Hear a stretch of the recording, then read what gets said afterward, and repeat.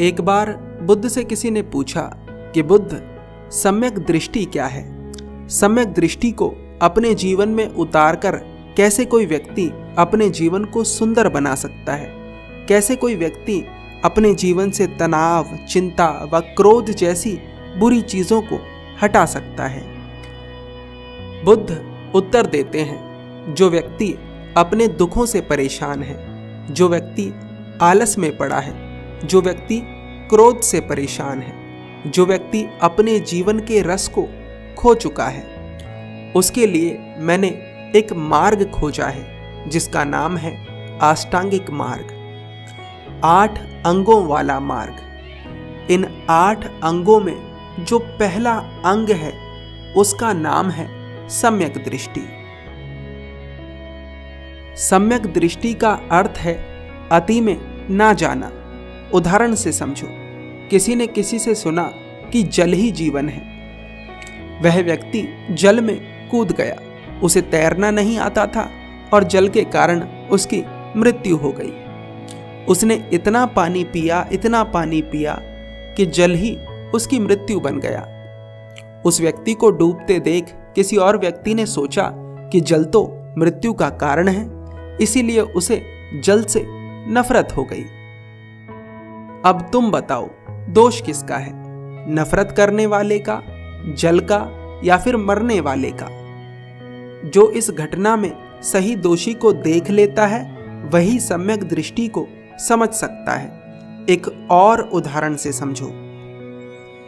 3 तरह के लोग मेरे प्रति अपना भाव प्रकट करते हैं। पहले वे जो मेरे बारे में कुछ नहीं जानते, लेकिन अपनी मान्यताओं के कारण या किसी से सुन लेने के कारण मुझसे नफरत करते हैं। दूसरे भी मेरे बारे में कुछ नहीं जानते, लेकिन किसी से सुनकर, मेरी वाहवाही सुनकर वे मुझसे प्रेम करते हैं। और तीसरे वे जिन्होंने मेरे शब्दों को सुना और उनके भीतर प्रश्न उठे और उन्होंने उन प्रश्नों के उत्तर खोजने का प्रयास करना शुरू कर दिया। सम्यक दृष्टि का अर्थ है मानना नहीं, जानना। जानने का क्या अर्थ है? जानने का अर्थ है कि जो प्रश्न तुम्हारे भीतर उठे हैं उनके उत्तर खोजने का प्रयास करना। जैसे तुमने किसी व्यक्ति को देखा और देखने के तुरंत बाद तुमने या तो उससे घृणा करनी शुरू कर दी या फिर प्रेम।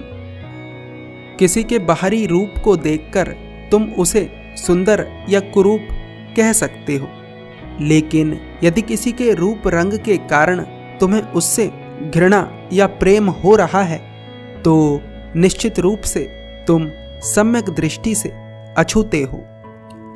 व्यक्ति कहता है, बुद्ध कृपा कर और उदाहरण दीजिए जिससे कि मैं सम्यक दृष्टि को गहराई में समझ पाऊं और इसे अपने जीवन में उतार पाऊं। बुद्ध उस व्यक्ति से पूछते हैं, क्या तुम्हारा कोई शत्रु है? क्या तुम्हें कभी उस पर क्रोध आया है? वह व्यक्ति बुद्ध से कहता है, हाँ बुद्ध, मेरा एक शत्रु है, मुझे उस पर बहुत क्रोध आता है, पर जब से मैंने आपको सुनना शुरू करा है तब से मैं लड़ाइयों से दूर रहता हूँ। बुद्ध कहते हैं, मनुष्य अपनी शत्रुता के पीछे किसी दूसरे व्यक्ति को मारने तक पर उतारू हो जाता है। वह इस बात को नहीं समझता कि जिस चीज के कारण वह अपने मन में शत्रुता पाले बैठा है वह एक दिन खत्म हो ही जानी है। जिस व्यक्ति को वह शत्रु समझकर मारना चाहता है वह एक दिन स्वयं ही इस पृथ्वी से गायब हो जाएगा। धारणाएं समाज के द्वारा दी गई हैं जिनके कारण हम अति में कार्य करते हैं, और हमारा विवेक हमारी स्वयं की पूंजी है जिसके द्वारा हम जीवन में अच्छे कर्म करते हैं और अपने जीवन में सुख और शांति लेकर आते हैं। तुम अपनी धारणा के कारण खुद को सुंदर या कुरूप समझते हो। तुम अपनी धारणा के कारण सामने वाले को कम या ज्यादा आंकते हो, जिसके कारण ना तो तुम स्वयं की वास्तविकता को जान पाते हो और न ही सामने वाले की वास्तविकता को। तुम अपनी धारणाओं की वजह से ऐसे लोगों से शत्रुता कर लेते हो जो कि तुम्हारा भला कर सकते थे और तुम अपनी धारणाओं के ही कारण ऐसे लोगों से जुड़ जाते हो जो कि भीतर ही भीतर तुम्हारा अहित चाहते हैं, तुम्हारा बुरा चाहते हैं। व्यक्ति पूछता है, बुद्ध, शुरुआत कैसे करें, कैसे उतारें सम्यक दृष्टि को अपने जीवन में? बुद्ध कहते हैं, शुरुआत होगी प्रश्न से।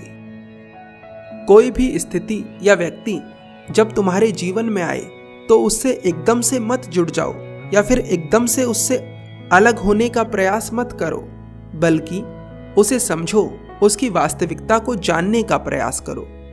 उदाहरण से समझो, अगर तुमसे कोई कहे कि ये ईश्वर श्रेष्ठ है, इसकी पूजा करो, तुम्हें मोक्ष अवश्य मिल जाएगा, तो एकदम से इस बात को मत मानो।